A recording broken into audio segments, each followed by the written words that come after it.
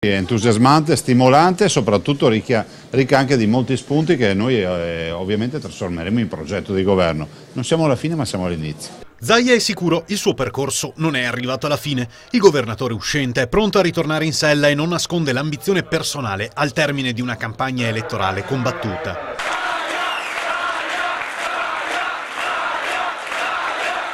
Beh, le aspettative dei veneti sono altissime e le aspettative del sottoscritto ancora di più. Zaia si paragona a San Sebastiano e dice di essere stato preso di mira sistematicamente dagli altri concorrenti. Io sono come San Sebastiano, penso che si siano accorti tutti che io per 6 mesi non ho mai citato negativamente un mio avversario e come contropartita sono diventato un po' il riferimento di tutte le frecce da mandare su San Sebastiano, ovvero il sottoscritto. Il tema della sicurezza resta un punto centrale della campagna della Lega Nord. Zaia ricorda le responsabilità del governo. La legge dice che chi è responsabile della sicurezza è il governo con il testo unico di pubblica sicurezza. Se poi il governo mi fa 5 svuotacarceri, mi depenalizza 157 reati, io chiedo: è più facile che siano in galera i delinquenti o fuori in strada. Lunedì lo spoglio che Rete Veneta seguirà in diretta per tutta la giornata a partire da domenica notte. Solo allora Zaia saprà se potrà tornare a Palazzo Balbi.